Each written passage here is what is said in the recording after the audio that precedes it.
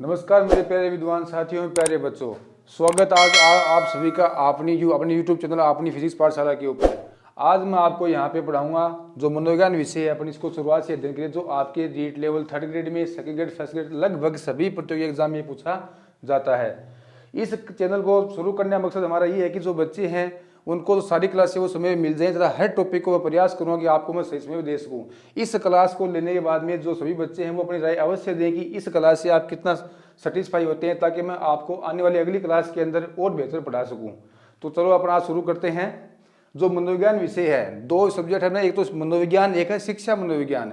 तो मनोविज्ञान और शिक्षा मनोविज्ञान के अंदर अपन सबसे पहले पढ़ेंगे मनोविज्ञान विषय को, शिक्षा मनोविज्ञान अपन इसके बाद में पढ़ेंगे। सबसे पहले जो मनोविज्ञान है अपन बच्चों बिल्कुल 0 लेवल से अध्ययन करेंगे, शुरू करेंगे अपन यहाँ से। तो मनोविज्ञान विषय है, ये मनोविज्ञान विषय कहाँ से ये आया है, कौन इसको लेके आया है और कहाँ से इसको लिया गया है। तो सबसे पहले अपन बात करते हैं इसके विकास क्रम की। इसके विकास क्रम के बारे में बताया गया है। जो मनोविज्ञान विषय है इसके अंदर सबसे पहले जो विज्ञान आया था वो था आत्मा का विज्ञान। वो जो विज्ञान है वो था आत्मा का विज्ञान। इस विज्ञान को जो व्यक्ति लेकर आए थे सर्वप्रथम, इस आत्मा के विज्ञान के अंदर जो व्यक्ति आए थे उनका नाम था अरस्तु। अरस्तु, ये जो अरस्तु थे ये पश्चिमी यूनान के थे। तो सबसे पहले यहाँ पे एक विषय चलता था, पहले यहाँ पे दर्शन शास्त्र, एक विषय था दर्शन शास्त्र। तो बच्चों मैं आपको बता दूं कि जो दर्शन शास्त्र विषय है, जैसे भारत के अंदर चलता हो तो वो तो कहता है भारतीय दर्शन शास्त्र, उसी प्रकार ये चलता अपना पश्चिमी दर्शन शास्त्र। और जो पश्चिमी दर्शन शास्त्र है वो है इंग्लैंडों की देन है, अंग्रेजों की देन है। तथा जो मनोविज्ञान विषय है ये भारतीय दर्शन शास्त्र से नहीं लिया गया है। इस मनोविज्ञान विषय को जो माना गया है वो पश्चिमी दर्शन शास्त्र के अंदर से इसको लिया गया है। जो ये अरस्तु थे तथा इसके सहायक हैं डेकार्टे, एक है रुडोल्फ गोइकिल। ये जो रुडोल्फ गोइकिल है ये आपके बहुत ही इंपॉर्टेंट है, क्योंकि रुडोल्फ गोइकिल ने सबसे पहली बार इस मनोविज्ञान शब्द का प्रयोग किया था। तो देखो इन्होंने एक पुस्तक लिखी थी, किसने? रुडोल्फ गोइकिल ने। इन्होंने एक पुस्तक लिखी थी जिसका नाम था साइकिलोजिया। साइकिलोजिया। और इस पुस्तक को इन्होंने 1590 ईस्वी के अंदर लिखा था, जिसके अंदर इन्होंने इस साइकिलोजिया पुस्तक के अंदर किसने? रुडोल्फ गोइकिल ने सबसे पहली बार यहाँ पे मनोविज्ञान शब्द का प्रयोग किया था। तथा इसको महत्वपूर्ण अपन इसलिए सबसे पहले आपको पूछेंगे एग्जाम के अंदर कि सबसे पहले इस मनोविज्ञान शब्द है, इस शब्द का उपयोग करने वाला व्यक्ति कौन था? वो था रुडोल्फ गोइकिल। अब अपन बात करते हैं अरस्तु की, कि इन्होंने ये जो आत्मा का विज्ञान है, ये आत्मा का विज्ञान अरस्तु क्यों लेकर आए थे? तो ये दर्शन शास्त्र जो विषय है, इस दर्शन शास्त्र विषय का जो मेन मकसद था वो ये था कि आत्मा, एक तो है आत्मा, एक है परमात्मा, कि हर मनुष्य, जो अपन मनुष्य होते हैं, अपने सबके पास में 5 इंद्रियां होती हैं। अब सबके पास में आंख, कान, नाक, जीभ और त्वचा, ये जो 5 इंद्रियां हैं, इस संसार में ऐसा कोई प्राणी नहीं है जिसके पास में 5 इंद्रियां नहीं है। तथा अपन जो भी काम करते हैं वो अपन इन्हीं 5 इंद्रियों के द्वारा करते हैं, आंख, कान, नाक, जीभ और त्वचा। तो यहाँ पे क्या था कि आंख, कान, नाक, जीभ और त्वचा के अलावा जो व्यक्ति को जिस ज्ञान की प्राप्ति होती है उस ज्ञान को क्या कहा गया? दर्शन शास्त्र कहा है। तथा अरस्तु के अकॉर्डिंग, इसके अनुसार इन्होंने ये कहा था कि आंख, कान, नाक, जीभ और त्वचा, इनसे, यानी आंख, कान की जिस बात को अपन आंख से देखते हैं, कानों से सुनते हैं, जिसका स्वाद अपन मुंह से चखते हैं, तथा इन 5 इंद्रियों से प्राप्त जो ज्ञान होता है वो जाता कहाँ पे है? आत्मा। कहाँ पे जाता है? आत्मा।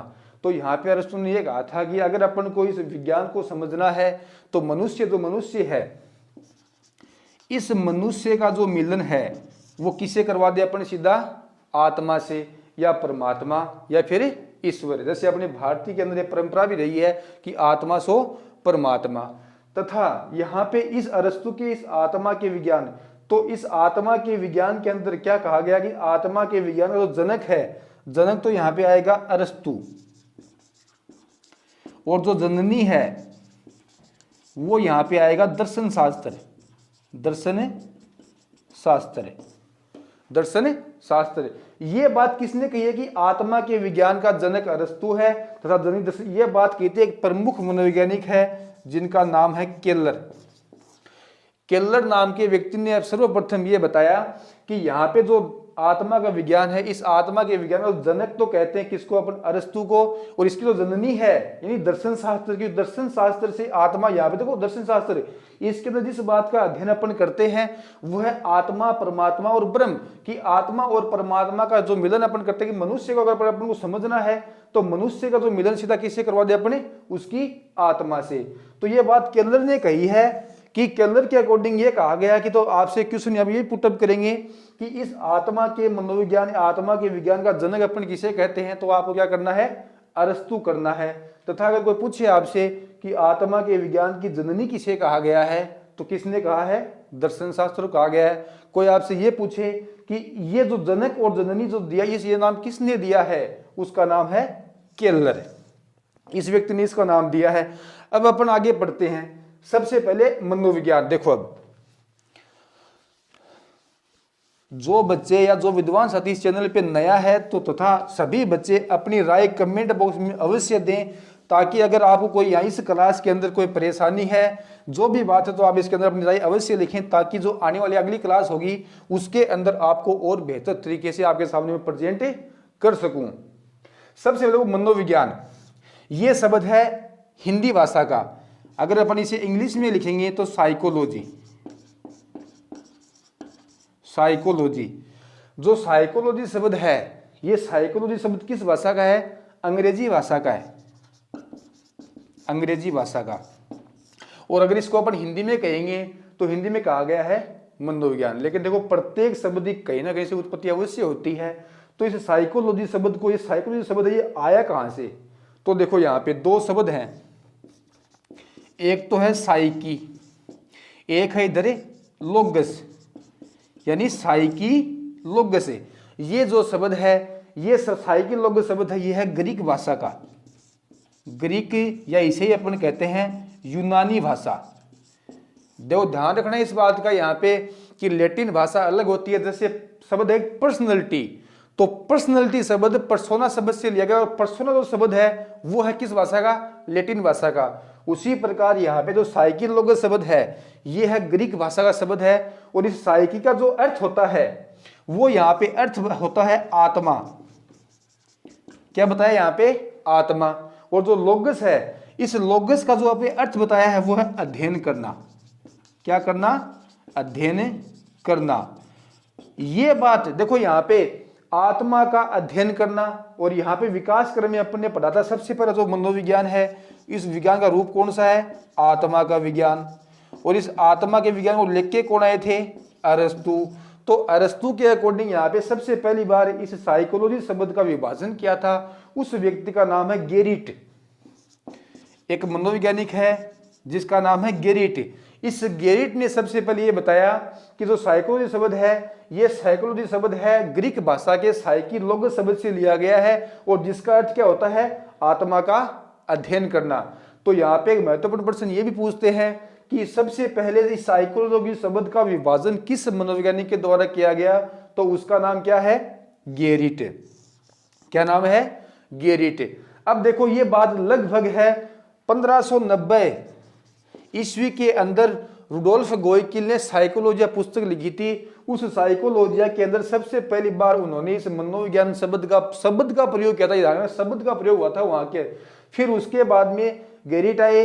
इस गेरिट ने इस मनोविज्ञान का विभाजन किया, इसका शाब्दिक अर्थ बताया, और अर्थ में यह कहा कि इस जो मनोविज्ञान शब्द है ये तो हिंदी का है, और जो साइकोलॉजी है ये अंग्रेजी भाषा का शब्द है, तथा इसे अगर अपन ये शब्द कहां से लिया गया है, ये ग्रीक भाषा का एक शब्द है साइकी लोगस। साइकी का अर्थ यहाँ पे बताया गया आत्मा, और जो लोगस होता है, इस लोगस का अर्थ बताया गया यहाँ पे अध्ययन करना, अर्थात आत्मा का अध्ययन करना। ये बात किसने कही है, गेरिट ने कही है। अब देखो हुआ क्या कि इस आत्मा के विज्ञान को आगे चलकर लगभग 16वीं शताब्दी के अंदर आगे चलकर इस आत्मा के विज्ञान का अस्वीकारीकरण हो गया। और जो अस्वीकारीकरण हुआ उसका प्रमुख कारण क्या था, तो विज्ञान जो अपन पढ़ रहे हैं मनोविज्ञान, तो जो विज्ञान एक ऐसा विषय है जो वह उस चीज को मानता जो उसके सामने मूर्त रूप से दिखाई दे। अब जो अपनी आत्मा होती है, ध्यान से सुनना एक बात मेरी, कि जो अपनी आत्मा है वो आत्मा अपन को किसी को भी दिखाई देती है या नहीं देती? बताओ आप। नहीं देती ना, किसी को दिखाई नहीं देती है, क्योंकि आत्मा क्या है? अमूर्त है, एक विज्ञान विषय है। विज्ञान, ये विज्ञान केवल उसी को मानता है जिसके अंदर अपन लोग क्या बताते हैं कि जो विज्ञान है कि वह वस्तु जो अपने सामने मूर्त रूप से सामने, मूर्त क्या होता है? एक तो होता है मूर्त, एक होता है अमूर्त। तो यहाँ पे मूर्त क्या होता है कि वह वस्तु जो अपन को सामने वास्तविक रूप से दिखाई दे, उसके ऊपर विज्ञान का प्रयोग संभव है। लेकिन जो यहाँ पे जो आत्मा है, ये जो आत्मा है ये क्या है? अमूर्त है। आत्मा किसी को भी दिखाई नहीं देती है। तो यहाँ पे आत्मा के किसी भी आत्मा को रूप नहीं जानता है, कोई आत्मा का रंग नहीं होता है, कोई स्वाद। मैंने कहा था ना आपको 5 इंद्रियां, आंख, कान, नाक, जीभ और त्वचा, ये जो 5 इंद्रियां हैं, यानी आंखों से अपन देखते हैं, कानों से अपन सुनते हैं, और जो मुंह से अपन इसका स्वाद सकते हैं, आंख, कान, नाक, जीभ, जीभ से अपन स्वाद सकते हैं, जीभ और त्वचा। और त्वचा से अगर अपने शरीर के ऊपर कोई वस्तु गिरती है, या अपन को कभी कभार जो भी कोई अगर वो कांटा भी चुभता है, या कोई अपन को कोई मधुमक्खी काटती है, तो अपनी त्वचा के माध्यम से अपन को मालूम होता है कि अपनी इस चीज का इसने काटा है। तो इनके अलावा जो ज्ञान है वो कौन सा बताया था? आत्मा। तो आत्मा अपन को दिखाई नहीं देती है। इसलिए 16वीं शताब्दी के अंदर अरस्तु के आत्मा के मनोविज्ञान का यहाँ पे क्या कर दिया गया? अस्वीकारीकरण कर दिया गया। अपन पढ़ रहे हैं मनोविज्ञान का विकास क्रम। अब देखो नंबर 2 कि विकास क्रम के अंदर जो नंबर 2 जो मनोविज्ञान का जो विकास क्रम का भाग है वो कौन सा आया?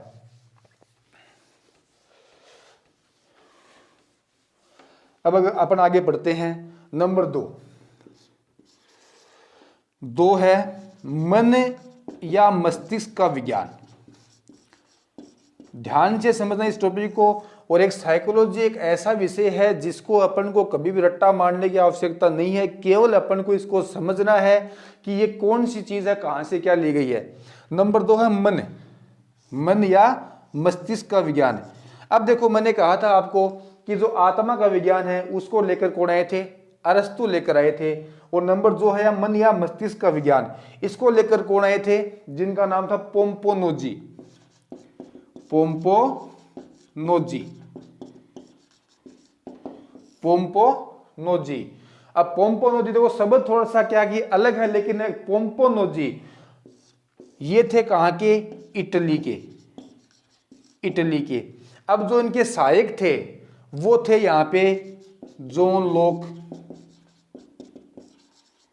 एक था यहां पे रिचेरी, एक थे थॉमस रीड। जॉन लॉक, रिचेरी और थॉमस रीड, ये तीनों इस पोम्पोनोजी के सहायक थे। तथा पोम्पोनोजी यहाँ पे सर्वप्रथम क्या लेकर आए थे? मन या मस्तिष्क का विज्ञान। किसके बाद में? जब अरस्तु के आत्मा के विज्ञान का अस्वीकारीकरण हो गया था उसके बाद में। तो देखो यहाँ पे जिस प्रकार से अरस्तु ने यह कहा था कि अगर अपन को मनुष्य को समझना है तो मनुष्य का मिलन किससे करवा दो? आत्मा से। तो उस विज्ञान के अंदर जो गेट ने कहा था कि जो साइकी अर्थ है वो किसका होता है? आत्मा का। तो यहाँ पे पोम्पोनोजी ने क्या किया? इन्होंने कहा था कि अगर आपको मनोविज्ञान विषय को समझना है तो आपको व्यक्ति के या मनुष्य के सबसे पहले मस्तिष्क या मन है, उस मन को आपको समझना होगा। और मन के माध्यम से ही अपन व्यक्ति के जो मनोविज्ञान है इसका अपना अध्ययन कर पाएंगे। तो देखो नंबर क्या है? मन। तो यहाँ पे साइकी और लोगस वही है, ग्रीक भाषा का है। जिस प्रकार गेरिट ने कहा था कि आत्मा का अध्ययन करना, तो यहाँ पे पोम्पोनोजी ने क्या कहा कि इस साइकी का अर्थ क्या होगा? मन या मस्तिष्क। केवल आपको इतना याद रखना है। और जो लोगस है इसका आपको मैंने पहले भी कहा था कि इसका जो अर्थ है वो क्या होता है? अध्ययन करना।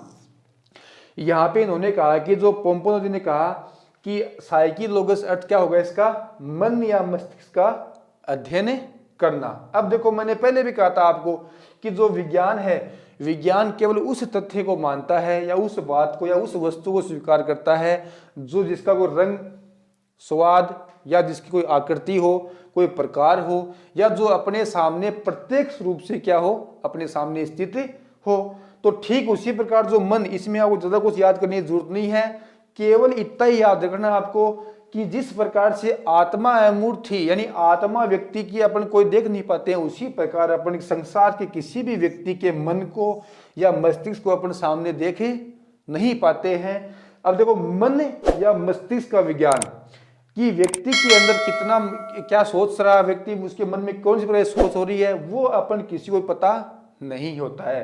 तो 17वीं शताब्दी के अंदर वो बात थी 16वीं की। अब ये 17वीं शताब्दी के अंदर इस पोम्पोनोजी के मन या मस्तिष्क के विज्ञान का भी क्या हो गया, यहाँ पे अस्वीकारीकरण कर दिया गया। कारण क्या था कि अपन मन या मस्तिष्क अपने सामने मूर्त रूप से सामने नहीं होता है, जिसके ऊपर अपन प्रैक्टिकल या प्रयोग अपन करने में असमर्थ होते हैं। अब देखो याद करने के लिए सबसे पहले पोम्पोनोजी, यहाँ पे आप याद रख लो नाजी कि नहीं जी, जोन लोक कि आपकी परिभाषा यहाँ पे नहीं चलेगी, आप यहीं पे इसको लॉक कर दो। री चेरी कि चेरी खाओ, और थुम रीड चेरी खाओ और घर पे जाओ, वापस से क्या करो, पढ़ाई शुरू करो, रीडिंग करो, और आप ये बताओ कि यहाँ पे उस वस्तु को लेके आओ सामने जिसके ऊपर व्यक्ति या अपन लोग क्या कर सके, प्रयोग या प्रैक्टिकल अपन सामने कर सके। अपने दो पार्ट पढ़ लिए हैं, आत्मा का विज्ञान और मन या मस्तिष्क का विज्ञान। इन आत्मा का विज्ञान आया था 16वीं शताब्दी के अंदर तथा मन या मस्तिष्क का विज्ञान आया 17वीं शताब्दी के अंदर। इन दोनों मनोविज्ञान के विकास क्रम में दोनों जो भाग थे इनका यहाँ पे क्या कर दिया, अस्वीकारीकरण हो गया था। अब जो नंबर 3 जो मनोविज्ञान का विकास क्रम में जो भाग है, अब देखो जो नंबर 3 भाग है वो अपन पढ़ते हैं आगे।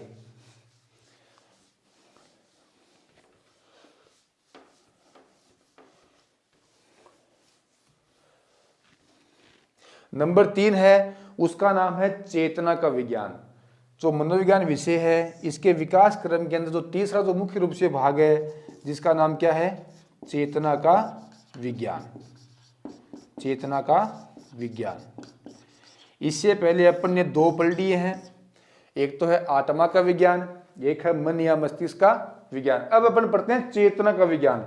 ये थोड़ा सा इंपॉर्टेंट है। इंपॉर्टेंट इसलिए है कि इस विज्ञान के आने के बाद में यहाँ पे इस मनोविज्ञान विषय के अंदर थोड़ा सा परिवर्तन हुआ था। इस चेतना के विज्ञान में जो व्यक्ति लेकर आए थे उनका नाम था विलियम वुंट। ध्यान से रखना इस बात को कि आपको जो मनोवैज्ञानिक हैं प्रत्येक आत्मा के भाग का या जो भी अपन पढ़ते हैं, आपको अगर आपको मनोविज्ञान विषय पढ़ना है तो आपको हर एक पार्ट के जो मनोवैज्ञानिक हैं इनके नाम आपको अवश्य याद होने चाहिए। अगर आपको मनोवैज्ञानिक के नाम याद हैं तो आप ऑटोमेटिक आपके मन में विचार आएगा कि ये जो फलाना मनोवैज्ञानिक है ये इससे संबंधित था, तो जो उसने बातें बताई थी वो सारी बातें अपने सामने प्रत्यक्ष रूप से सामने अपने माइंड में आ जाएंगी। जो सबसे पहला जो व्यक्ति था वो था विलियम वुंट। जो विलियम वुंट थे वो थे जर्मनी के। कहाँ के? जर्मनी के। अब जो इनके सहयोगी हैं उनका एक का नाम है विलियम जेम्स। देखो नाम एक समान है, बस फर्क कितना है, विलियम इधर वुंट है और इधर क्या है, जेम्स। जो ये विलियम जेम्स है ये थे अमेरिका के, ये थे अमेरिका के और ये थे जर्मनी के। तो जिस प्रकार भारत के अंदर जो भारतीय जो मनोविज्ञान है या भारतीय मनोविज्ञान के अंदर या मनोविज्ञान का जनक भारत में अपन कहते हैं किसको, अरस्तु कहते हैं, उसी प्रकार अमेरिका का जो मनोविज्ञान है, अमेरिकी मनोविज्ञान का जनक किसे कहते हैं, विलियम किसको, जेम्स को। उसी प्रकार जो जर्मनी का जो मनोविज्ञान है उसका जनक अपन किसको मानते हैं, विलियम वुंट को। अब जो इसके सहायक थे एक था जेम्स सली, एक था यहाँ पे